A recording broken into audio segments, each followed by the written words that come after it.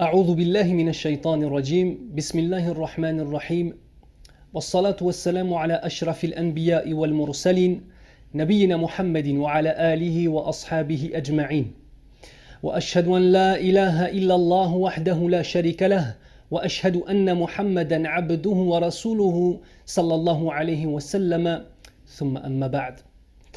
Bienvenue à vous mes frères et sœurs dans cette grande aventure que nous allons commencer ensemble Inch'Allah. Cette grande aventure, ce voyage qui est le signe de l'unité des musulmans dans le monde vis-à-vis de l'adoration de notre Seigneur subhanahu wa ta'ala. Cette aventure, elle se nomme en arabe As-Sawm, As-Siyam. Pendant le mois de Ramadan, le mois obligatoire pour toute personne qui dit La ilaha illallah par son cœur, par sa langue et par ses membres. Nous allons commencer notre aventure par essayer de comprendre le sens des termes qui sont employés. Car si Allah subhanahu wa ta'ala a voulu que nous employions ces termes-là pour désigner ces adorations, c'est que ces termes sont extrêmement importants. Donc premièrement, nous allons nous mettre d'accord sur certaines choses. Le premier élément, c'est que je ne vais pas utiliser le terme jeûner, le terme du carême. Comme très souvent il est utilisé malheureusement en France pour désigner cette grande adoration qui est le Sawm de Ramadan. Je vais garder le terme Sawm ou bien le terme Siyam pour désigner ce que l'on nomme en français le jeûne. Pour une raison très simple, c'est que le terme jeûne, le terme carême ont un héritage judéo-chrétien et correspondent à certaines adorations chez les juifs et chez les chrétiens, alors que le terme Sawm est un terme qui est pris de notre religion, de notre mode de vie qu'est l'islam, et nous devons de revenir à ce qu'on appelle al-alfaz, c'est-à-dire les mots qui ont été choisis par notre prophète Mohammed ibn Abdillah sallallahu alayhi wa sallam. Deuxième chose sur laquelle nous allons devoir nous mettre d'accord, c'est que nous n'allons pas jeûner le mois de Ramadan, mais nous allons jeûner le mois de Ramadan, Sawmu Ramadan, avec un dad. L'origine de ce mot Ramadan est un verbe qui est Ramadan, qui signifie la chaleur extrêmement intense qui se dégage du sol.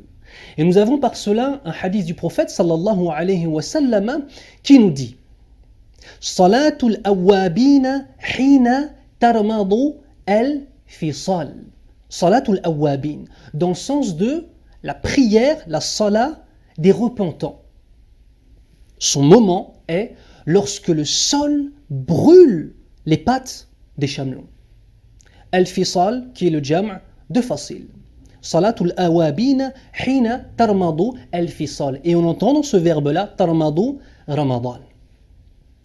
De même, l'interprétation du mot Ramadan, les savants ont divergé entre eux sur cela. Subhanallah, il y a trois paroles principales. La première parole est que lorsque les Arabes ont redonné des noms arabes au mois, le mois de Ramadan est venu pendant une période de canicule extraordinaire, subhanallah, pendant l'été. Ainsi les Arabes, voyant tout simplement qu'il fait extrêmement chaud, ils ont, le plus naturellement du monde, nommé ce mois, le mois de Ramadan, c'est-à-dire le mois où la chaleur est extrême.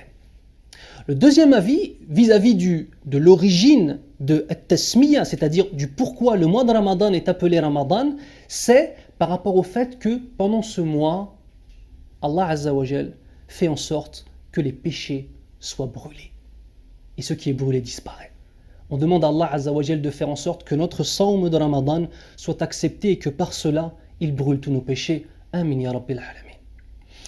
Troisième interprétation possible, c'est le fait que la chaleur intense que l'on trouve dans nos gorges est la cause de la tasmiya, c'est-à-dire de pourquoi ce mois a été nommé le mois de Ramadan.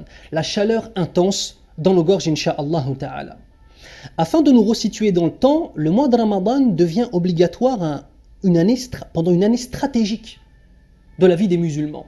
C'est la deuxième année de l'hégire. La deuxième année de l'hégire. Et pour un petit peu plus nous remettre dans le contexte, souvenez-vous que la bataille de Badr a lieu pendant la deuxième année de l'hégire, le 17 du mois de Ramadan. Bien évidemment, des pages et des pages et des livres ont été écrits sur cette grande bataille. Et j'espère, Inch'Allah, avoir dans le futur l'occasion de m'arrêter avec vous sur cette grande bataille qui est pleine de leçons pour la communauté musulmane à l'époque du prophète sallallahu alayhi wa sallam et aussi, bien évidemment, à notre époque à nous. Allah Azza wa Jal nous dit dans le Coran A'udhu billahi minash shaytanir rajim Bismillahir rahmanir rahim Ya ayyuhalladhina amanu كتب عليكم الصيام كما كتب على الذين من قبلكم لعلكم تتقون. Donc Allah subhanahu wa ta'ala nous dit Ya ayyuhalladhina amanu, il s'adresse exclusivement aux porteurs de la foi, c'est-à-dire aux gens qui attestent La ilaha illallah Muhammadur Rasulullah sallallahu alayhi wa sallam. Puis il nous dit subhanahu wa ta'ala Kutiba alaykum as-siyam. Le siyam est pour vous une obligation. Kama kutiba ala alladhina min qablikum. Tout comme il a été imposé obligatoirement aux communautés qui vous ont précédé. La'allakum tattaqun. Peut-être, grâce à cela, vous allez atteindre la piété. Une question se pose. Quel a été le type de sawm qui a été imposé aux communautés d'avant nous? Bien évidemment, les premières communautés qui nous viennent à l'esprit, c'est la communauté des gens du livre, Ahlul Kitab. Premièrement, les Juifs avaient ce qu'on appelle Yom Kippour, qui pour eux est un sawm obligatoire, mais sous une autre forme que celle des musulmans, mais je ne vais pas m'attarder sur les différents rites dans leur religion. Nous avons aussi la communauté chrétienne, catholique, protestante, ila akhirihi, qui eux ont un jeûne qu'ils appellent le carême, pendant 40 jours. Ces 40 jours font référence directe aux 40 jours durant lesquels, selon leur source à eux, Isa alayhi salam, Jésus a été prouvé dans le désert par le diable, qui pendant 40 jours l'a assailli de toutes parts afin de le détourner de la voie d'Allah Azza wa Jal. Et pendant ces 40 jours, dans leur référence à eux, le prophète Isa alayhi salam a jeûné afin de résister à toutes ces tentations. De même chez les chrétiens, cette période de 40 jours se réfère aussi aux 40 jours de Moussa alayhi salam, de Moïse, lorsqu'il est parti voir, lorsqu'il a reçu les tablettes révélées d'Allah subhanahu wa ta'ala.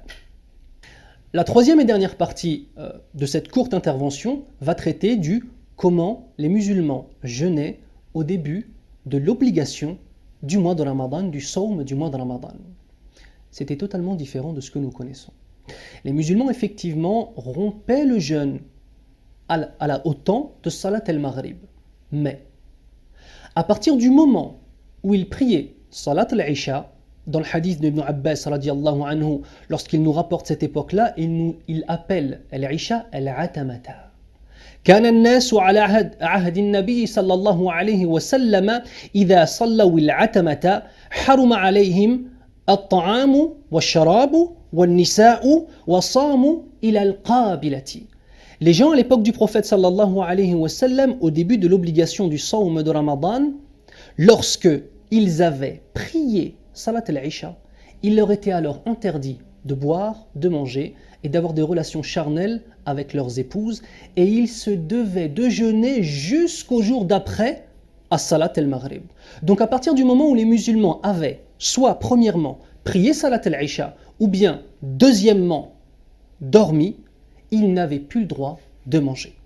Puis ensuite, deux histoires bien distinctes sont intervenues et Allah Azza wa Jal, par sa miséricorde, pour nous, a changé cette première obligation avec cette première chose qui était assez difficile. À partir du moment où l'on dort ou bien on prie l'Isha, on n'a plus le droit de manger. Allah Azza wa Jal a transformé cela par le fait de ne pas avoir le droit de manger à partir de l'entrée du temps de l'Fajr.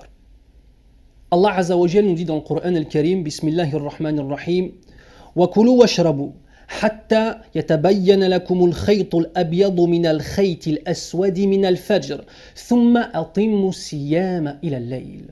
Allah Azza wa Jal, par la suite, nous a ordonné, alhamdulillah, de jeûner et de manger jusqu'à temps que l'heure du Fajr arrive et de continuer ce jeûne jusqu'à temps que la nuit arrive, bihamdillahi Azza wa Jal, c'est-à-dire Salat al-Maghrib, puis ensuite il nous dit ثم أتموا الصيام إلى الليل. Voilà pour cette courte introduction. Alhamdulillahi Rabbil Alamin. Nous avons vu donc l'origine du mois de Ramadan, nous avons vu l'importance d'utiliser les alfaz qur'aniya, c'est-à-dire les termes qui sont employés dans le Coran et dans la sunna du prophète sallallahu alayhi wa sallam. Nous avons vu de même, bihamdillahi azza wa jal, qu'est-ce que signifie min qablikum, comment jeûnaient les communautés d'avant nous. Et enfin, nous avons fini par le fait de comprendre comment les musulmans jeûnaient au début. Sur ce, à demain, incha'Allah, et sahaf turkum.